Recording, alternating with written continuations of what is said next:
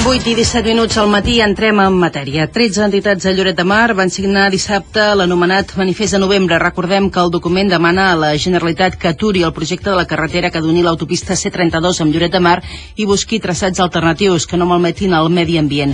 La signatura pública la van fer dissabte al matí en un acte que va seguir la nostra companya Maria Joan Comartí. Diverses entitats lloretenques consideren que el traçat previst per la Generalitat malmet de manera important 3 paratges emblemàtics de la vila, que són Sant Pere del Bosc, l'Àngel i les Alegries.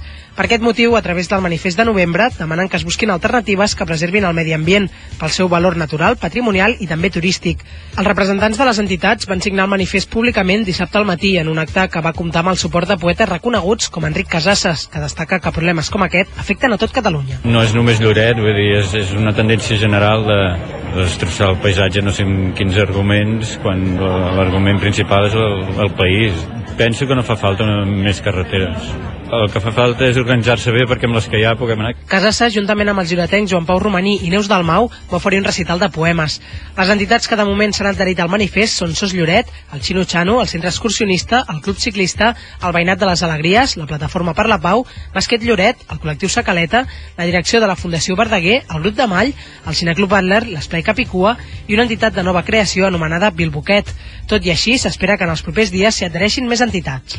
Gràcies, Maria. Precisament d'aquest traçat n'ha parlat aquest cap de setmana a Lloret de Mar el conseller de Política Territorial i Obres Públiques. Diu Nadal que el traçat de la carretera que doni l'autopista C32 amb Lloret de Mar no ha registrat novetats. És el traçat que la Generalitat va sotmetre a informació pública i ha estat aprovat, i és el traçat que ja coneixen les entitats i l'Ajuntament de Lloret de Mar. Són les paraules, com diem, del conseller de Política Territorial i Obres Públiques, Joaquim Nadal, que divendres va venir a Lloret de Mar per participar en el sopar de la Rosa convocat per l'agrupació local socialista. El conseller Nadal, en declaracions a aquesta casa, Nova Ràdio Lloret, va dir que si hi ha alguna novetat en el projecte serà l'Ajuntament de Lloret el primer en estar-ne informat. També va dir que no es construirà una autovia tal i com vol l'equip de govern local, sinó que serà una carretera respectuosa amb l'entorn, tal i com reclamen les entitats de Lloret. Segons Nadal, el projecte no ha sofert cap novetat i si hi ha algun canvi, el conseller va assegurar que el primer que ho sabrà serà l'alcalde de Lloret de Mar, Xavier Crespo. El traçat és el que ja es coneix, és el que va ser sotmès a informació pública i que està aprovat, és el que coneix l'Ajuntament,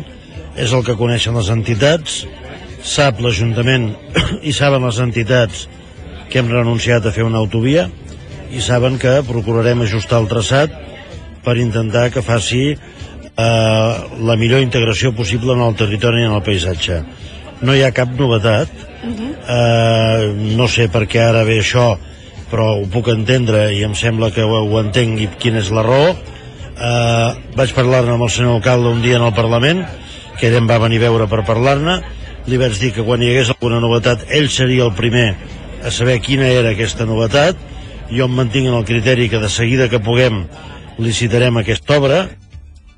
El conseller va insistir que no hi ha novetats respecte al traçat i que això és el que li va dir Xavier Crespo quan li va demanar informació en el Parlament. Tot i això, Joaquim Nadal diu que la Generalitat aposta per una via respectuosa amb l'entorn, tal i com demanen les entitats de Lloret de Mar, i no per una autovia, tal i com demana el govern municipal de Convergència i Unió. Li he dit que ell se'n va acostar al Parlament per parlar-ne i que jo li vaig dir que ell seria el primer informat si hi havia alguna novetat. Novetat sobre traçat no n'hi ha cap. Estem allà on estàvem i l'Ajuntament de Lloret ha dit que hi està a favor. No solament això, sinó que l'Ajuntament de Lloret ha dit que vol una autovia. I nosaltres hem dit que una autovia no la farem perquè entenem les raons dels que estan en contra d'un excés d'impacte ambiental. Per tant, farem una carretera ajustada i integrada. Més enllà d'això, quan hi hagi novetats sobre la possible licitació d'aquesta obra, el primer de saber-ho serà l'Ajuntament de Lloret. Segons Joaquim Nadal, la majoria de la població està a favor d'aquesta obra i assegura que la majoria de ciutadans de la zona volen que es construeixi una obra que s'ha endarrerit molt en el temps. Cal recordar que el govern català ja va prometre que la infraestructura ja estaria feta l'any 1992.